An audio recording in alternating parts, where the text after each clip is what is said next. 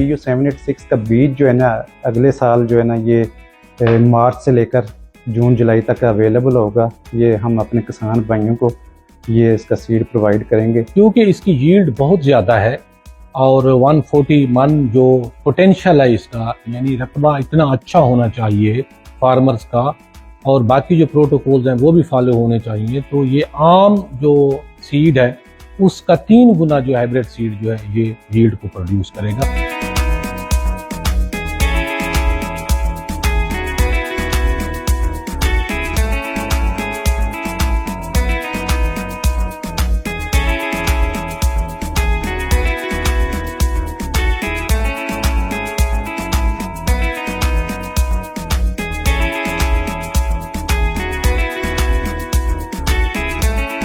PU 786 पिछले 10 साल तहकीक नतीजा है। पंजाब यूनिवर्सिटी और वहान यूनिवर्सिटी के साइंसदानों की मुश्तरका काविश का नतीजा है। सबसे पहले हम जो है ना ब्रीडिंग करते हैं, तो क्रॉस ब्रीडिंग प्रोग्राम के थ्रू ये वैरायटीज़ जो है ना वो बनाई गई है। हमने जो है ना दो डाइवर्स पेरेंट्स का क्रॉस कराया, जिसमें एक पेरेंट वाइल्ड स्पीशी ली हमने और दूसरा जो है ना लोकल वैरायटी थी। तो ये दोनों पेरेंट्स का क्रॉस कराया तो हमारे पास F1 हाइब्रिड आया।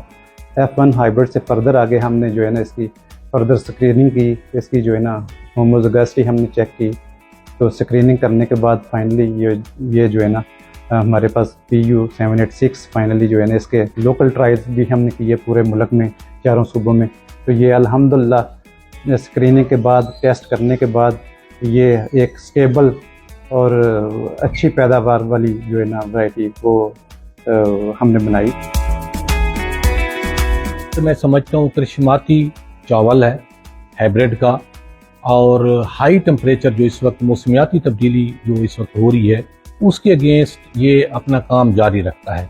क्योंकि वक्त के साथ एग्रीकल्चर में ये जिद्दत की बहुत ज़रूरत है, क्योंकि जैसे जैसे मौसमियाती तब्दीली पाकिस्तान को इफ़ेक्ट कर रही है, एग्रीकल्चरल साइंटिस्ट को चाहिए कि वो इस तरह के सीड प्रोड्यूस करें जो हमारी ग़िज़ाई ज़रूरत को उसके साथ साथ पूरा करते रहें।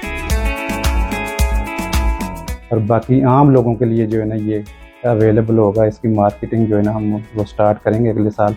तो हमारे किसान भाई इसको लगाएंगे तो वो खुशहाल होंगे इंशाल्लाह, क्योंकि इसकी पैदावारी सलाहियत बहुत ज़्यादा है।